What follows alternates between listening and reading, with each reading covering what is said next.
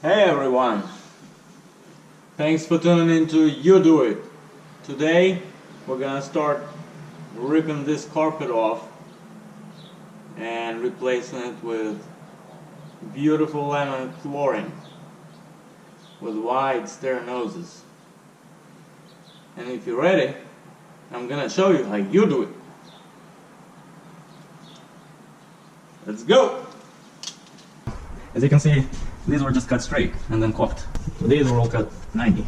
Of course, walls are not. Walls are in and out anytime. So of course, professionals, we do have a Stairmaster tool, which basically is an adjustable. You can spread it out and you can adjust these things here. Obviously, I don't expect you to have a professional tool or go buy one for $300 just to do one staircase. I'm going to show you how I used to do it a long time ago when I did not have a Stairmaster. Nobody had that. So, of course, very important thing to know. See how they're nailed here? You can see these nails. Nail holes right everywhere, field, but you see them. And what these nails in the middle here do, your staircase is never flat. It's never straight. It always curves down to here and curves in to here. Why? Because the stringers on the sides are attached to the walls, and the middle stringers are basically hanging in the air. So with time they sag, which creates this unevenness here. So if you shoot nails right here in the middle, it pushes it in, and so it becomes crooked. Same happens here. So then you need to go and undercut this. This was undercut. That was undercut. Or you get these gaps here. I do things quite differently. And of course I don't find out these angles with squares. So what I do, I take this measure and I go ½ inch shorter, 42 and a half. 42 and a half. It does need to be a good line, 90 degrees. Actually I have to do it from this side. So this is the factory edge here. And I measure the width of the staircase. It's about 11. And this one is 11 and a half, so it's good for my purposes. And then you can use a chop saw, sliding chop saw to cut it. I use table saw to do it. And so, okay, well most contractors, or pretty much all of them, if they don't have a Stairmaster professional tool, they'll use a square to check this angle.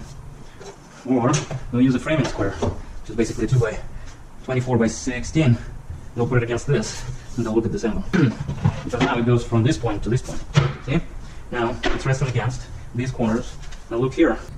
About 1/8 of an inch, 3/16 of an inch gap here. My pencil goes in very easily. It's all the way in here, all the way in here, but a gap here. Alright? So this square is supposed to be right there. So it tells me there's a gap there, but this true square tells me that this gap is twice more. And what this guy was showing me, we have this one, which is 1/16 of an inch. Without it, it's not even that. It's about half. Okay? Now, of course, this one is not as bad as some of them will be. Imagine this going in 1/4 inch, and that's usually the case. Anywhere from 1/8 of an inch to 1/4 of an inch, sometimes even more, especially in older homes, where these middle stringers have sagged with time. And so everything got bowed. And so now what I do, I rest it against the back wall, shove it into one of the corners. I take the back measure, and I make it about 1/16 of an inch shorter. I don't want to fight with these walls. I want my piece to just drop in, basically, without scratching walls, fighting it, banging on it. So 42, it's a 3/4 tight measure, and I'm going to make a 1/16 of an inch shorter. It's going to be 42, 11/16. Now, all I do is I look at this line. And so I need to add maybe 1/16 of an inch there. So I just do 0 on the top, plus 1/16 on the bottom. I stick it into this corner, make sure it's up against the back, and this is almost 3/16 of an inch here, which means I have to remove this distance from here, right? And so I'm going to put, of course, the back measure you never mess with. This is your back measure. So you add 1/16 of an inch there, and you actually remove 3/16 of an inch here. So this piece can go all the way in. This is our measure, right? So we're going to do minus 3/16 here. And in the same fashion, I'll go over, and of course you put a number. Then you do the riser the same way. So this is your run. Then you do the riser. And I'll actually show you how to do it without all these nails here. Without all these nail holes. I have a way of making it without damaging the finish, then having to fill all these nail holes, and they're distorted, you can feel them. When you drive a nail, it kind of gets damaged and gets distorted. Okay, so I'll just take it out 1/8 of an inch or so. Okay, and then you do want to have clearance on the back, at least 1/8 of an inch, because this part fits behind it like this, so we don't do too many nails. I always have this connection, so I like about 1/8 of an inch, quarter inch from here. I want this male end to be preserved, because the way this stair nose operates basically slips into the male edge. Okay, so I need one at 5. See, there's an 1.25 that's going to be left, and I'm going to use it on my vertical piece, the riser. This way I don't end up wasting lots of material.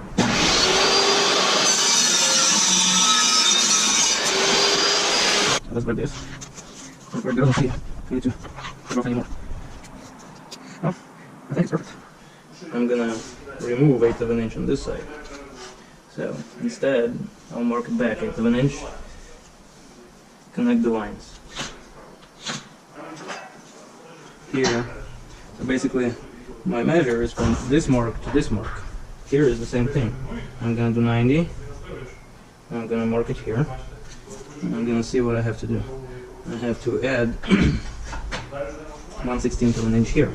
So I'm just gonna add it, connect these lines.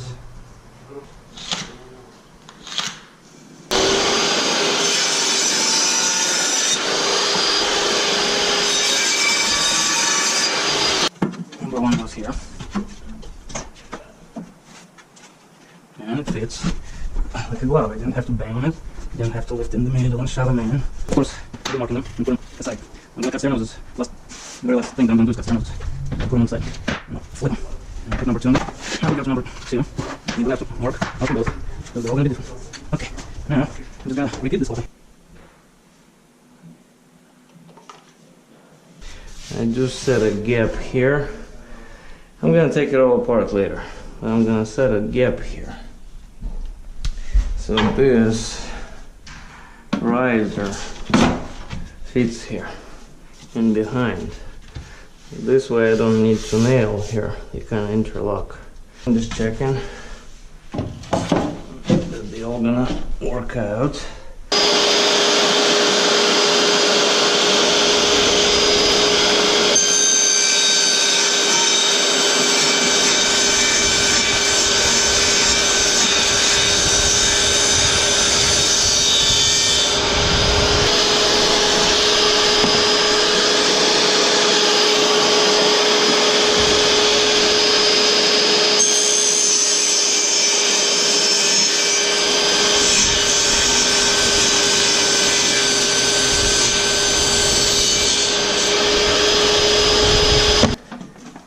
I'm going to apply my glue on the back side of it.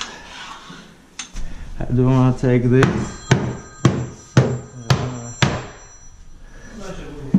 strike it like this. Of course, I will be double checking things. Before I put glue on them, I want to double check. Lay it down like this. And you will need something for the glue to drip on. This guy, I go like that, and this one doesn't require too much glue, but it's a piece that's gonna stand here like this. Okay, most people will put a bunch of nails, will put drive nails here in the middle, push it in, so it will take the form of your existing staircase, which is all bowed. So I don't like doing that, obviously. So since the riser sits here, I can hide a couple nails right underneath it. Okay.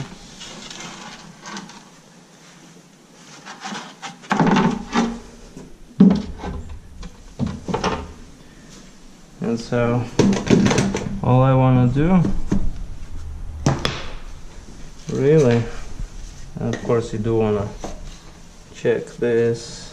You want to make sure that it all fits properly. So you can use 1.5 inches. For this I use 1 inch. Chances of them bending and coming out the other side are smaller this way. So right there, and I don't put anything here. I do put one at the angle like this, another one at the angle right here. I don't put anything here because I don't want it to take the shape again. This old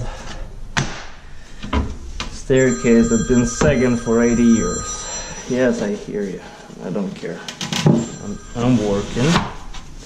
The reason I use subfloor, liquid nails, subfloor and deck, is because when you get it on your product, it's easy to remove it with just these gloves. Okay?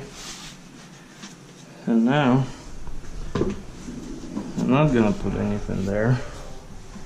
The glue will catch it. And then I'm just gonna drive 1 or 2 right in the corner somewhere. And try to drive it into that. Like this, and don't drive anything here. See the gap? You don't want to push all that stuff in there. Just want it to catch.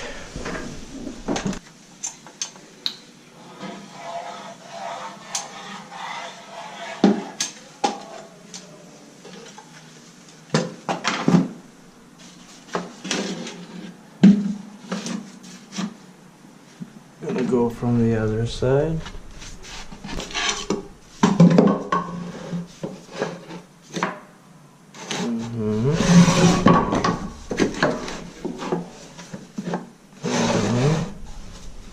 Yep.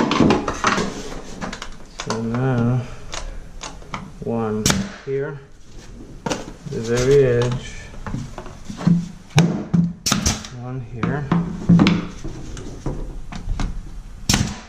Now, of course, I'm doing this, and I know nobody's gonna walk on them for 24 hours. If you do have traffic or anticipating traffic, you should definitely put more.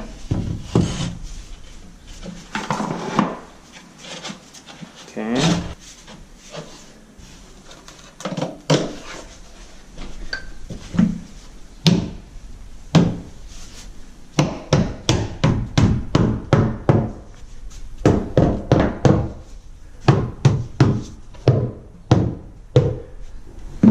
About 1/2 inch overhang.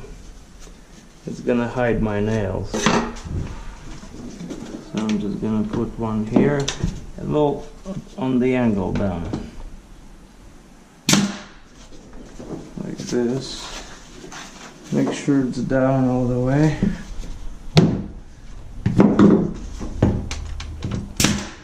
There. And nothing here in the middle.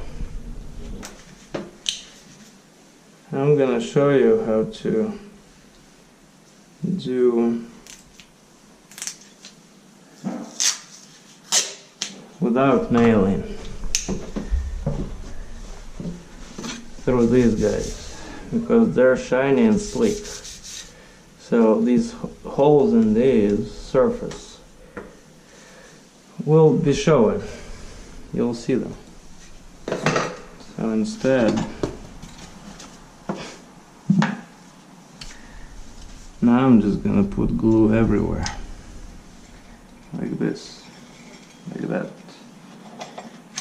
Okay, so I do waves. Okay, or triangles. And I do want to make sure I got glue on this piece as well. So now when I'm gonna put it in, it's gonna just glue this whole thing together. And what's gonna be holding it all together is glue, not those nails.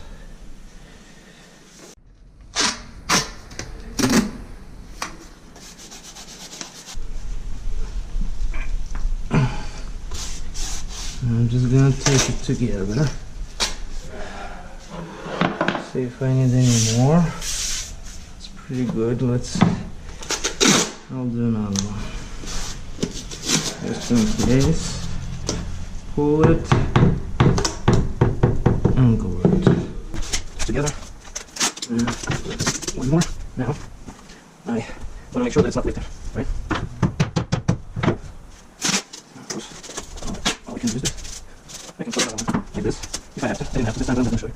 Sometimes you do that. Just like that. Then you don't want to step on a stair like this. You want to step right here. I'm going to do it. Step on a flat board. Go up if you need to. Okay, so I'm putting it in the gap, as you see. And I do dots. And I do white dots.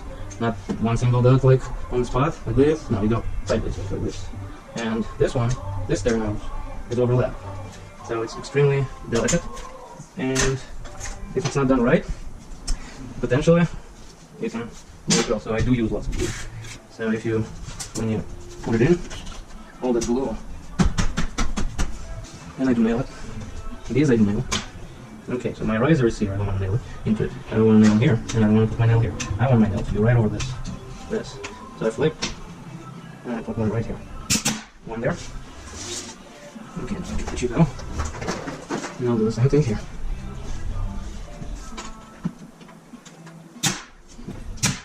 We're done here. Look, I barely went through one rack of these. Still have left. Well, job well done, people. It's time to go have some beer and enjoy a short weekend.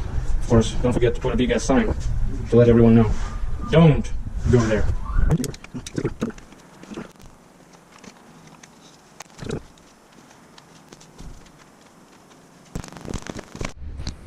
Hey, what do you know? All the gaps are gone. Where did they go? Hey. Hello. Well, some of them are still dry. Like this one is still dry in there, but it's all... I mean, if you don't crawl on all four, you put your eyes in there. Looks pretty good. What do you think?